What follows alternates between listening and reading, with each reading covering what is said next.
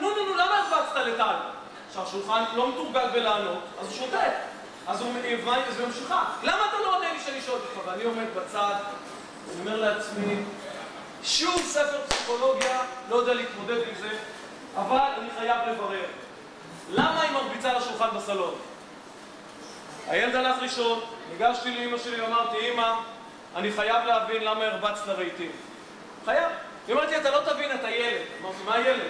את הרבצת לרהיטים, מי שישב פה הוא הילד שלי, זה בדוק. למה? היא אומרת לי, זה גרם לו שמחה, ראית? זה הרגיע את הילד. שאלתי את השאלה, או אמרתי לה, אמרתי, אני מבקש, אמא יקרה שלי, מהיום והלאה שאת רוצה להרגיע את הבן שלי, לא רוצה שמכות ירגיעו אותו. לא רוצה שכל פעם שילד יבוא לו להירגע, הוא יצא להרביץ למישהו. יאללה, בוא נלך להירגע. לא. אבל אמרתי לה עוד דבר. זה הייתי בשוונג של הפוזה של הפסיכולוגיה, אמרתי לה, אמא, את דופקת לילד את התת מודע. איזה אמירה, שהאמא שלי, לא יודעת, לא מבינה בקטע של תת מודע עדיין. היא אומרת לי, מה? אמרתי לו, זה נורא מדאיג אותי, את דופקת לילד את התת מודע. אז היא מסתכלת עליי ואומרת לי, אתה יודע חמוד, אתה יודע מה מדאיג אותי? אני אומר לה, מה? היא אומרת שאני אממן לך את הלימודים. אם אתה בא לי עם אמירות כאלה, בוא נעצור. אבל אני אשאל אתכם, וישאל אתכם עם יד על הלב. הילד מחר שרץ ופגש את השולחן, סבתא שלו לא הייתה נוכחת. הילד ייתקע בו או לא? כמובן שכן. למה? כי הילד יודע שהשולחן אשם. והילד יודע שאתמול השולחן קיבל מכות מסבתא. ואם הוא קיבל מכות מסבתא, השולחן לא יחזור על הטעות. אבל השולחן לא זז, הילד נתקע. ואז אני רואה את הבן שלי למחרת לבד בלי סבתא מרביץ לשולחן. ואני אומר, רגע, האם לא ברור לנו שיש פה דפוס מסוים של הסרת אחריות? אז יש לנו הקשבה, אני אקשור אותה. יוזמה, אני אקשור אותה. יש לנו את היכולת להסתכל על הניסיון כהצלחה ואי ניסיון ככישלון.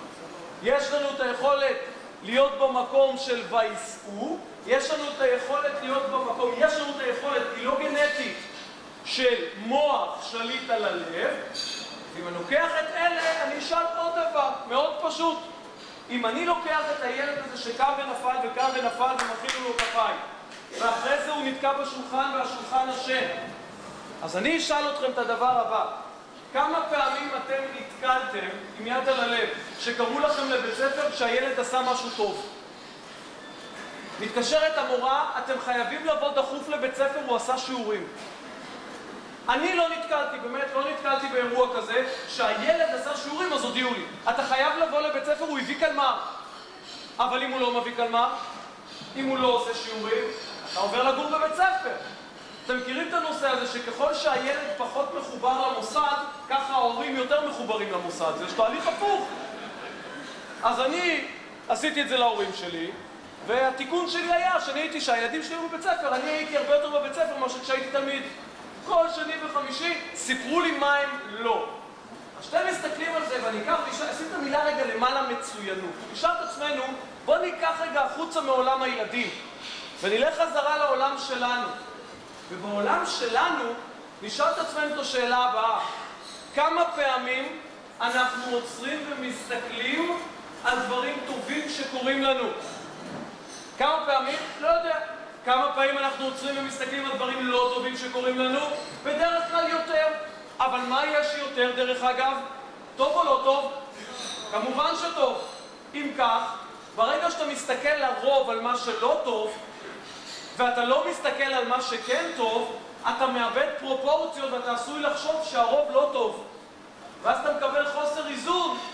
ואני שואל, רגע, יש פה בעייתיות. היכולת שלי להסתכל היא יכולת מולדת או היא בחירה? זכות הבחירה נופלת פה. על מה אני אסתכל? מה יעניין אותי? אני אשאל אתכם שאלה מאוד קלה ועניינית. למה אנשים לא מסתכלים על הטוב בחייהם? כי מהו? לא שומע. מובן מאליו. קחו את שתי המילים האלה, מובן מאליו, ותזכרו ציבור יקר, שאלה שתי המילים הכי הרסניות בחיים. הכי הרסניות. אין משהו יותר הרסני ממובן מאליו. למה? כי תזכרו ציבור יקר. כל דבר שיש לכם בחיים, חברים, חברות, ילדים, ילדות, כסף, עבודה, אהבה, בריאות, ברגע שזה הופך להיות מובן מאליו, התחלתם לאבד את זה. אבל זכינו. נתחיל לקשור את החוטים, את הסט בלונים הקצר הזה, ויזכיר לכם דבר אחד. יש מילה בשפה העברית שהיא האויב של המובן מאליו. מה המילה? יש מילה בעברית שהיא האויב של המובן מאליו. אני אספר לכם איך אני שמעתי על המילה הזאת. בגלגולי הקודם לא הייתי מחובר כל כך לעולם הדת. הייתי באיזושהי הרצאה בפני אנשים דתיים, שזה עולם שלא היה מוכר לי, ובאיזשהו שלב אומר לי אחד האנשים, אני יכול לתת לך טיפ? אני אומר לו, טיפים אני אוהב. הוא אומר, תקשיב, אני אגיד לך דבר מעניין. אתה מדבר על אותה מילה שהיא האויב של המובן מאליו. אני אגיד לו, נכון. הוא אומר, אני יכול להגיד לך מה זאת המילה. אני אומר לו, תגיד לי. הוא אומר, אנשים דתיים כשקמים בבוקר, המשפט הראשון שיוצא להם מהפה, מודה אני. בפשט, תודה. אתה יודע על מה הוא שאל אותי? אמרתי, עד כאן, אני בבוקר יש לי עניינים אחרים, חוץ מאשר על הבוקר ואני יכול להגיד תודות. אני כבר צריך לעשות פה שווה שאני מתחיל להודות. הוא אומר, אז אני אגיד לך על מה אנשים דתיים. אנשים דתיים מאמינים, כשהם הולכים לישון, נשמתם מתחברת למטען. נשמתם נתקעת לידי בורא עולם. ובסך הכל הם אומרים תודה על דבר אחד, שבבוקר בורא עולם מצא את הכתובת. כי אם הוא לא מוצא כתובת, הם זזים כתובת. הם מקבלים גוש חלקה חדש. על זה שווה תודה. אמרתי, אתה יודע מה? שיחקת אותה. תודה, נכון? אבל הוא אומר, החיים שלנו זה לא רק חיים ומוות. החיים שלנו זה המון דברים קטנים שעוברים על ידינו ואנחנו מפסיקים לראות אותם. ורוב הדברים המשמעותיים עוברים על ידינו יום-יום, שעה-שעה, ואנחנו לא רואים אותם, ולכן נקרא להם איך? דברים שכיחים, שכיח. המילה שכיח היא אנטיתזה של עצמה. המילה שכיח מהשורש שכחה מתאר דברים שקורים הרבה, כי אותם יש נטייה לשכוח. אם אתם תסתכלו על כל דבר בחיים שלכם, אנשים יקרים, שתוכלו להגדיר אותו, זה שכיח. אשתי זה שכיח. אישה, תפקידה לעשות האוכל. אז היא תסביר לך שהבגדים מגיעים לארון לא באופן עצמאי למרות פלאי הטכנולוגיה. אשתי הסבירה לי, עוד אתה רואה, זה ארון, זה בגדים, נעים מאוד, הם לא עצמאית. כלומר, הטכנולוגיה מופלאה, הבגדים עוברים תהליך.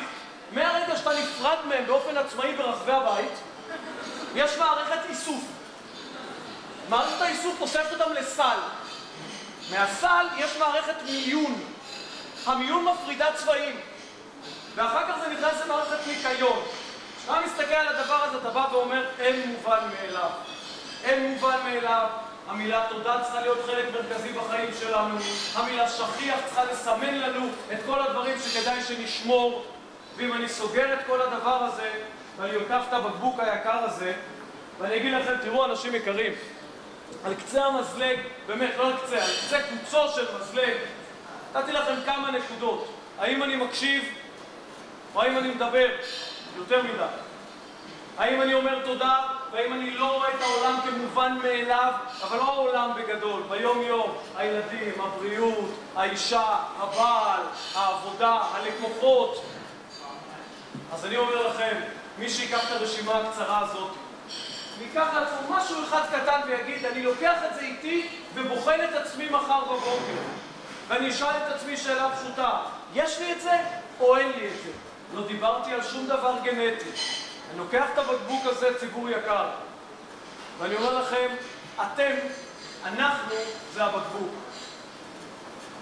הבקבוק זה אנחנו, המים האיכותיים בפנים זה היכולת שלנו, הכישרון שלנו, ניסיון החיים שלנו, ההשכלה שלנו. כל הדברים האלה הם בפנים, אבל יש בעיה, יש מה? פקק, איפה? למעלה, גם אצלנו. גם אצלנו הפקק למעלה.